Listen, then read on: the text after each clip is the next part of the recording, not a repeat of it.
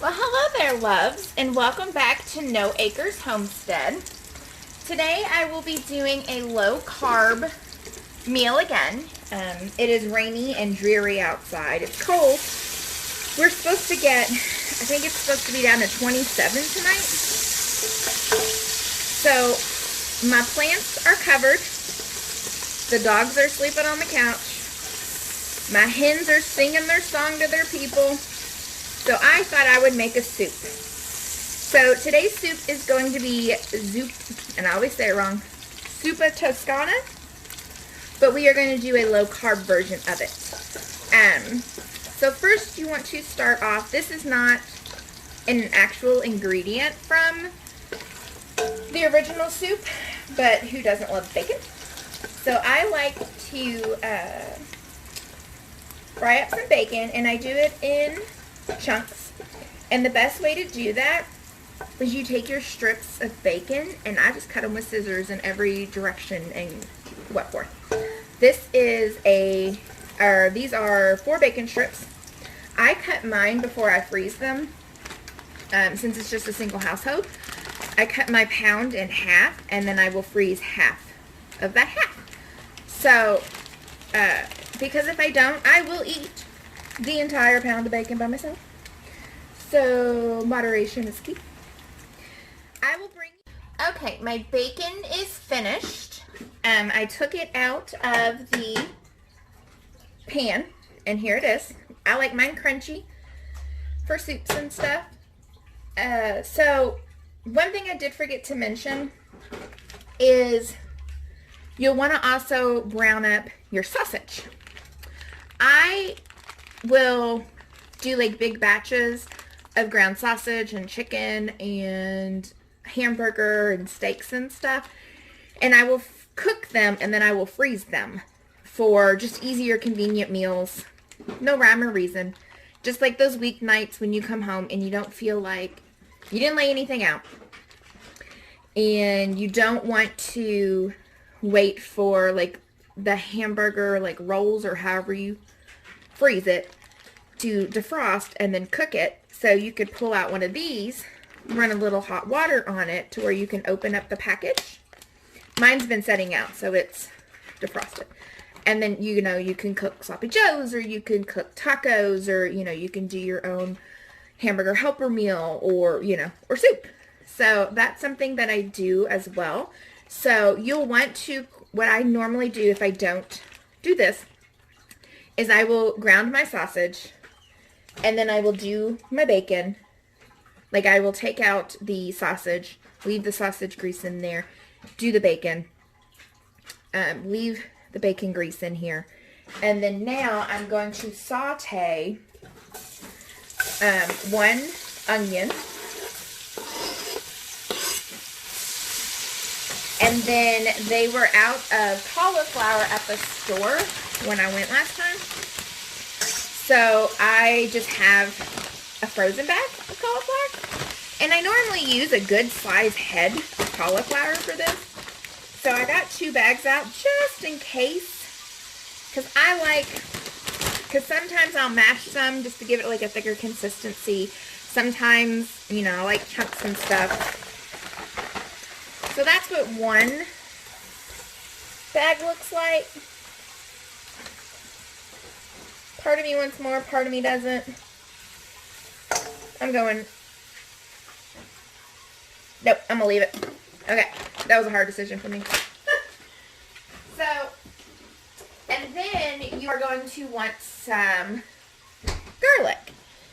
You want about 3 cloves of garlic, chopped up and everything. I am out of garlic. I need to go to the store. I am out of fresh garlic, so I always keep a backup on hand. This is from Aldi's. I'm an Aldi's girl. Love Aldi's.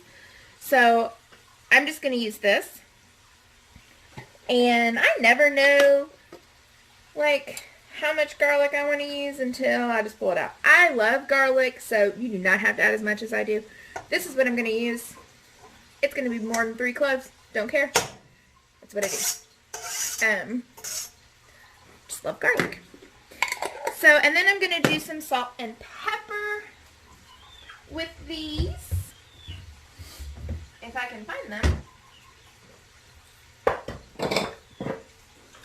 My kitchen is a little bit disarray because it's raining, so I have some of my plants inside because it's supposed to get 27, like I said. So there's some salt. I've said in a previous video, I don't like a whole lot of salt and pepper. I just do it just for a little bit of flavor. I will do more pepper than salt, which is really weird because I hate spicy things, and to me, pepper is spicy. I know, it's not, but to me, it is. Can't help it. It's my genetic makeup. So I am going to let this saute get nice and flavorful and tender, and I will bring you back once everything gets married and they love each other, and I can be able to cut through a cauliflower because I can't right now because I like smaller pieces, like I said earlier. So I will bring you back once this is sauteed. Okay, so I feel confident that these are pretty sauteed. So I'm going to add my sausage back to the pan. Well, it was never in the pan, but you'd be adding it back in the pan. So add your sausage back in the pan. And then add your bacon. I do not drain the grease. One, I think all the flavor, not all the flavor, but a lot of the flavor is in the grease. I know I probably just gave you guys like mini heart attacks, but my sausage and bacon, all my meat pretty much except for chicken, comes from a farm. Well, everybody's does, but mine comes from a local farm. So I feel confident enough to leave the fat in there, in the grease. Even if I buy from the store, I still leave it in there. Now, if it's, you know, like that thick of grease, I'm going to drain it, but you saw how little there is in here. Like there's nothing in here. So I leave it. That's just me. You don't have to. I know I probably gave you guys some heart attacks with that statement, but you will rarely ever see me drain grease. It is what it is. Okay, so I now have this all mixed up. We are going to add the broth. Now, I can my own broth, and I will do, the jar's green. That's why this looks weird. But it's my own chicken broth. And depending on how soupy or thick that I want this, I might add 1 or 2 of these, or 1 in a pint, and so forth. But I'm running low, so I will be adding water to make it a little soupier, because I need more chicken broth, and I don't have that many chicken bones yet to make another full thing of broth. So I'm just going to open this. Oh, beautiful seal. Okay. To me, I never save these lids to can again, but I will save these lids to do my dry goods in. But, so I will save this lid, not for the purpose of pressure canning or water bath canning, but just for like, I put all my spices in mason jars. So I would save it for this reason. And excuse the dust, it's the chickens. I dust every day. Okay, so I'm going to pour this in. This is a quart. Oh, so beautiful. Okay, I am going to add just a little bit more water. Probably about a pint's worth. Because I want it just a little more soupier. And we are also going to be adding heavy whipping cream once this simmers.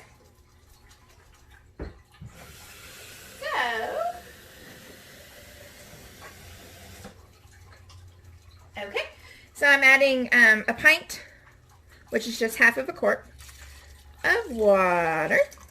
That's better. So we are going to let this simmer for about 15 minutes, give or take. If you have fresh cauliflower that you have taken off of the head, like a fresh one, you may want to do like 20-25 minutes.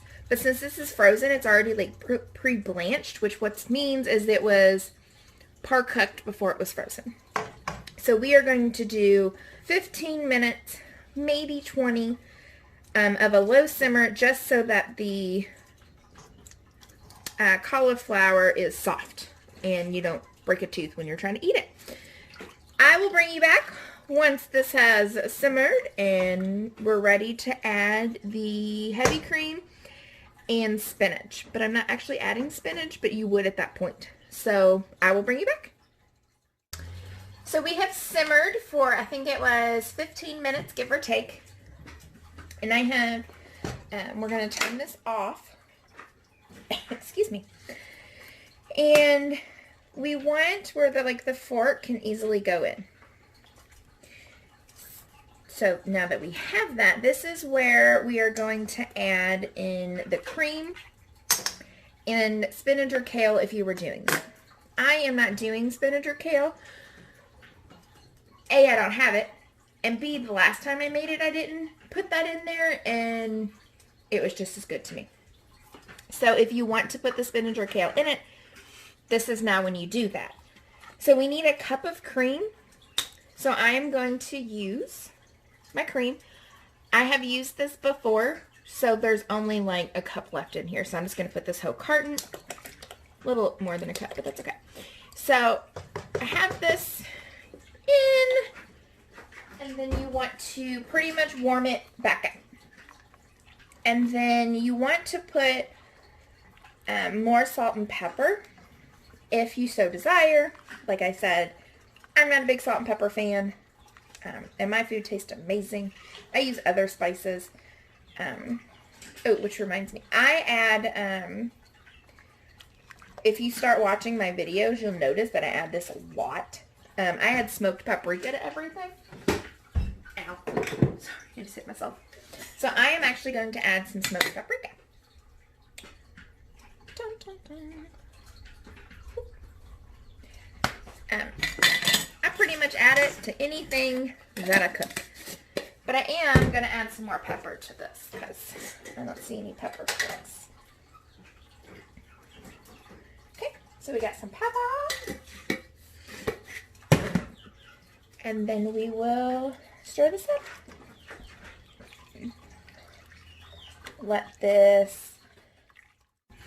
Okay, now that everything is warmed back up from adding in the heavy whipping cream, I'm going to serve up a bowl.